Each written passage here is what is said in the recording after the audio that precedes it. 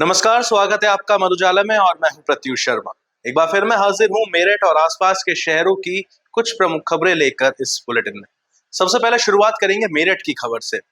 मेरठ में 30 जुलाई को हाशिमपुरा चौकी क्षेत्र में हिस्ट्री शीटर सलीम उर्फ दीवाना की गोली मारकर हत्या करने के आरोप में पुलिस की 2 हत्यारोपियों से मुठभेड़ हो गई, जिसमें पुलिस ने दोनों ही हत्यारोपियों के पैर में गोली मारकर उनको घायल कर दिया और गिरफ्तार कर लिया। हालांकि इस पूरी घटना को अंजाम देने में कुछ और हत्यारोपियों का भी हाथ था, जो कि अभी फरार चल रहे हैं, जिनकी तलाश में पुलिस लगातार दबिश डाल रही है। बताया जा रहा है कि ये पुरानी रंजिश को लेकर पूरी घटना को अंजाम देने वाला मामला था। सलीम उर्फ दीवाना 30 जुलाई को कोर्ट से किसी तारीख से वापस लौट रहे थे। उसी दौरान बाइक सवार बदमाशों ने इस पूरी घटना को अंजाम दिया और दिन दहाड़े सरेराह सलीम की गोली मारकर हत्या कर दी थी। थाना क्षेत्र सिविल लाइंस में बीते दिनों सलीम दीवाना नामक एक व्यक्ति की हत्या हुई थी, जिसके क्रम में थाने पर तत्काल अभियोग पंजीकृत किया गया था।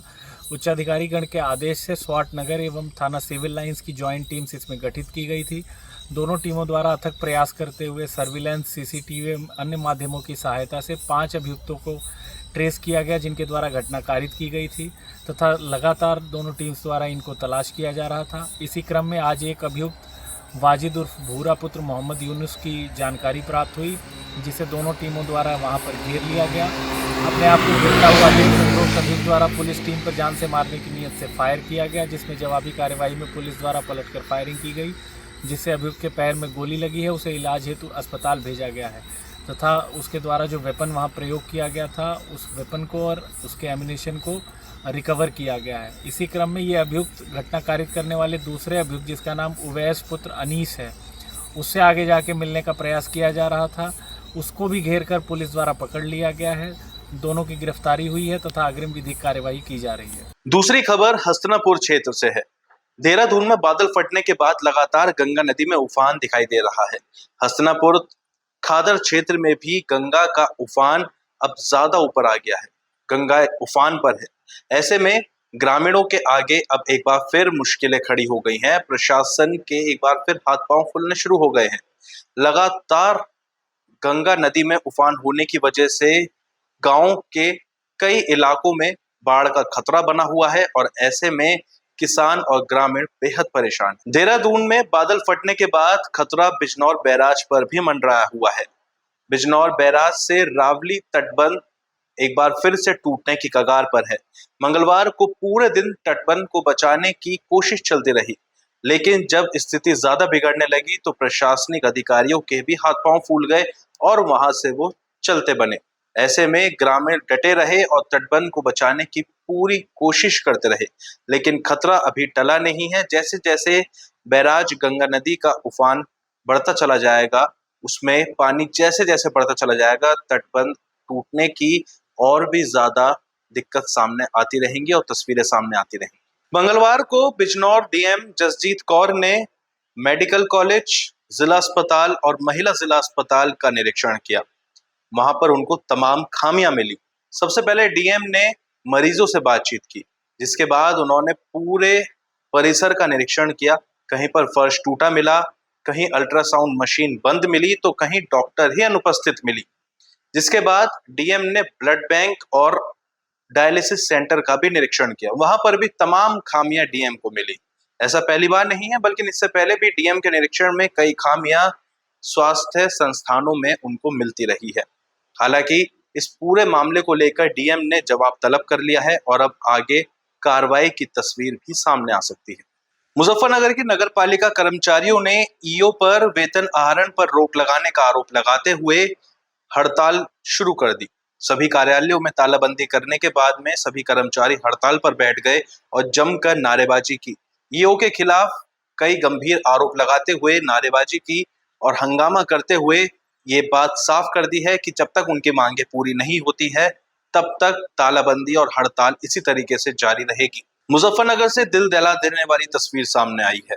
2 भाइयों ने मिलकर पहले बहन की हत्या करने की कोशिश की, लेकिन बहन बच गई, जिसके बाद उसके 11 महीने के बच्चे की हत्या कर दी, जिसके बाद दोनों आरोपी भाई फरार हो गए। पूरा मामला मुजफ्फरनगर के शहर कोतवाली थाना क्षेत्र के प्रेमपुरी कॉलोनी का है। दोनों भाई पहले घर में आते हैं, अपनी बहन से मारपीट करते हैं, जिसके बाद बहन का बेल्ट से गला घोंटकर हत्या करने की कोशिश करते हैं, जिसके बाद 11 महीने के बच्चे की हत्या करने के बाद दोनों भाई फरार हो जाते हैं। इस पूरी घटना को लेकर पुलिस पूरे मामले की जांच कर रही है। एक महिला के साथ खुलासा हुआ, यहाँ क्या पूरा मामला है सर?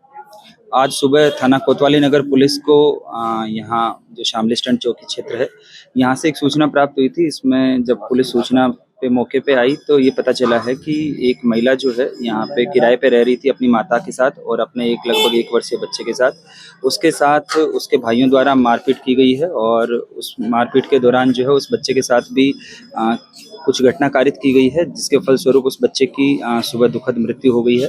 महिला जो है उसका प्रथम दृष्टया यहाँ जो आसपास में जो लोग रह रहे हैं, जो पड़ोसी हैं, इन्होंने बताया कि इन लोगों द्वारा रात्रि में, जो इसके भाई हैं, इनके द्वारा रात्रि में इस महिला के साथ मारपीट की जा रही थी और इसके गले में जो है एक बेल्ट का फंदा डाला हुआ था। तो प्रथम दृष्टया ऐसा प्रतीत हो रहा है कि इसके भाइयों ने इस महिला का और इस बच्चे का हत्या करने का प्रयास किया है, जिसमें इस बच्चे की मौत हो गई है, जिसका अभी पंचायतनामा और पोस्टमार्टम की कार्रवाई कोतवाली पुलिस द्वारा की जा रही है। महिला अभी फिलहाल जो है वो पहले जिला अस्पताल एडमिट करवाई गई थी, वहाँ से दिल्ली में यहाँ रेफर कर दी गई है और वहाँ उसका इलाज जारी है। पुलिस को यहाँ मौके से फील्ड यूनिट और जो भी निरीक्षण घटनास्थल में जो साक्ष्य मिले हैं और बाकी जो यहाँ आसपास के जो लोग बताए हैं उसके अनुसार जो है अग्रिम विधिक कार्रवाई पुलिस अमल में लाएगी। सर कारण पता लगा विवाद का कारण क्या रहा? रात को 2 बजे जो मारपीट हुई, अभी यहाँ पे जो पीड़िता है या उसके संबंधित कोई भी व्यक्ति यहाँ पे नहीं है। जो आसपास के जो अन्य किराएदार वगैरह हैं, अभी उन्हीं से बात हुई है, लेकिन ऐसा प्रतीत हो रहा है कि ये आपसी जो इनका कुछ घरेलू विवाद रहा होगा, जिसकी वजह से इस महिला के साथ मारपीट की गई है और उसी मारपीट के दौरान इसके बच्चे की भी जो है हत्या की गई है। तो अमर उजाला के इस बुलेटिन में फिलहाल इतना ही। मेरठ और आसपास के शहरों की खबरों को हम पहुंचाते रहेंगे आप तक, और ज्यादा खबरें देखने के लिए पढ़ना ना भूलिए अमर उजाला का अखबार, और अमर उजाला की वेबसाइट पर भी आप खबरें देख सकते हैं। कल एक बार फिर मुलाकात होगी, तब तक के लिए मुझे दीजिए इजाजत। नमस्कार। अगर आप ये वीडियो YouTube पर देख रहे हैं तो हमारे चैनल को सब्सक्राइब कर बेल आइकन दबाएं, और Facebook पर देख रहे हैं तो हमारे पेज को लाइक करें।